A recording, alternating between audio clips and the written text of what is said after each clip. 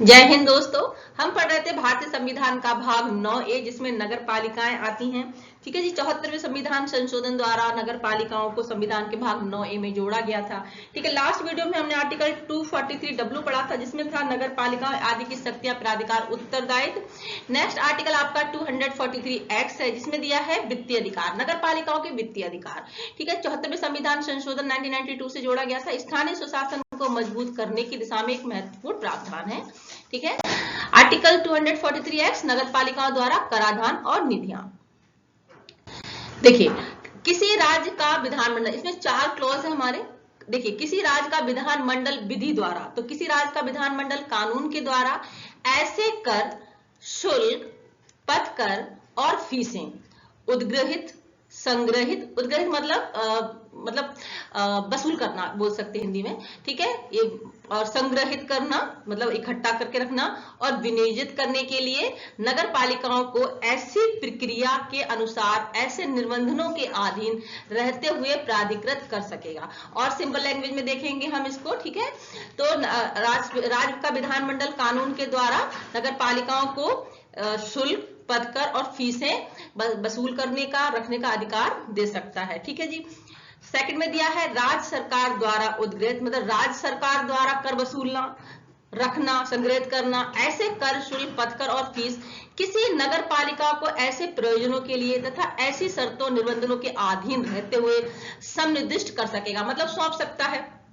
ठीक है, तो राज्य विधानमंडल क्या कर सकता है, कानून बनाकर, ठीक है, नगर पालिकाओं को ऐसा मतलब प्राधिकृत कर सकता है ये सब चीजें कि वो शुल्क लगा सकते हैं, पथकर है मतलब शुल्क वसूल करना, जो टोल टैक्स बोलते हैं इसको, है ना, और फीसें वगैरह लगा सकता है, गृहित कर सकता है। तो राज्य विधानमंडल कानून द्वारा ऐसा सौंप सकता है। ठीक है, और राज्य सरकार द्वारा जो कर वसूल किए जाते हैं वो भी नगर पालिका को दे सकता है। ठीक है, इन दोनों का ये मतलब हुआ। और अच्छे से देखेंगे नेक्स्ट आगे। ठीक है, देखिए गा में क्या लिखा है, राज्य की संचित निधि से, ठीक है, राज्य की संचित निधि में से नगर पालिकाओं के लिए सहायता अनुदान, ठीक है, देने का उपबंध कर सकेगा। तो सहायता अनुदान भी दिया जा सकता है, ग्रांट दी जा सकती है। ठीक है, डी में क्या लिखा है, देखिए नगर पालिकाओं द्वारा या उनकी ओर से क्रमशः प्राप्त किए गए सभी धनों को जमा करने के लिए निधियों का गठन कर सकते हैं और उन निधियों में से ऐसे धनों को निकालने का भी उपबंध कर सकेगा जो विधि में निर्दिष्ट किया है। तो चारों क्लॉज में आपके ये सब लिखा हुआ है। ठीक है, और डिटेल में देखते हैं इसको। देखिए, फर्स्ट में हमने क्या पढ़ा था, नगर पालिकाओं को कर लगाने का अधिकार। ठीक है, नगर पालिकाओं को कर लगाने का अधिकार दे सकता है राज्य का विधानमंडल विधि द्वारा, कानून के द्वारा नगर पालिकाओं को कर लगाने का अधिकार। देखिए, राज्य विधायिका नगर पालिकाओं को विधि द्वारा, कानून के द्वारा शुल्क, पथकर तथा फीस लगाने, इकट्ठा करने और उनका उपयोग करने की अनुमति दे सकता। आई थिंक अब क्लियर हो गया होगा। ठीक है, तो राज्य विधायिका, ठीक है, राज्य विधानमंडल नगर पालिकाओं को कानून के द्वारा शुल्क लगाना, पथकर आपका वो हो गया जो टोल लगता है सड़कों पर जो लगता है टोल वगैरह, तथा फीस लगाना, इकट्ठा करना, उनका उपयोग करने की अनुमति दे सकता है। ठीक है, सेकंड में पढ़ा था राज्य सरकार के कर, शुल्क नगर पालिकाओं को सौंपना। जो राज्य सरकार के कर, शुल्क है वो नगर पालिकाओं को सौंपने का पढ़ा था हमने। तो देखिए, राज्य विधायिका, ठीक है, राज्य विधायिका राज्य सरकार द्वारा वसूल किए गए उपयुक्त कर या शुल्क को नगर पालिकाओं को सौंप सकती है। यानी जो कर राज्य ने लगाया है उसे नगर पालिका उपयोग कर सके।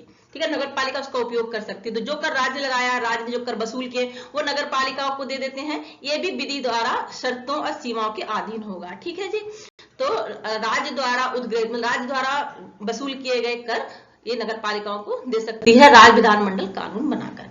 ठीक है, थर्ड में क्या था, राज्य की संचित निधि से अनुदान। ठीक है, राज्य की संचित निधि, राजकोष, ठीक है, से नगर पालिकाओं को अनुदान, ग्रांट देने का प्रावधान किया जा सकता है। इसमें नगर पालिकाओं के लिए वित्तीय सहायता उपलब्ध रहती है।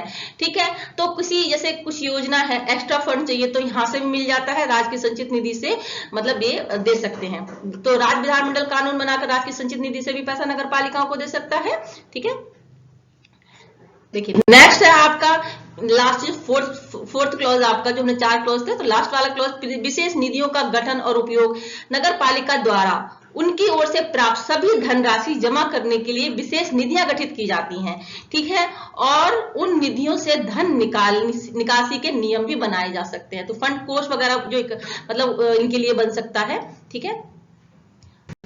देखिए सरल व्याख्या और अच्छे से सरल शब्दों में अगर कहें, देखिए राज विधायिका, चारों क्लॉज यहाँ पे देखिए सरल भाषा में लिखे मैंने। का में क्या लिखा है, राज विधायिका नगर पालिकाओं को विधि द्वारा शुल्क, पद कर, फीस लगाने, इकट्ठा करने और उनका उपयोग यानी विनियोजन क्या बोलते हैं, उपयोग करने की अनुमति दे सकती है। ये अधिकार कुछ प्रक्रियाओं, निबंधनों के अधीन हो सकता है, ठीक है। कुछ रिस्ट्रिक्शन भी वगैरह हो सकती है, कुछ प्रोसेस भी हो सकता है, ठीक है। तो उन सबको मद्देनजर रखते हुए तो शुल्क वगैरह, पद कर और फीस लगाना, इकट्ठा करना, उनका उपयोग करना, ये सबकी अनुमति राज विधानमंडल नगर पालिका को दे सकता है कानून बनाकर, ठीक है। आया समझ में। सेकंड में क्या था, राज विधायिका राज्य सरकार द्वारा वसूले गए, राज्य सरकार जो कर वसूलती है नगर पालिकाओं को सौंप सकती है, यानी जो कर राज्य ने लगाया है उसे नगर पालिका उपयोग कर सकती है।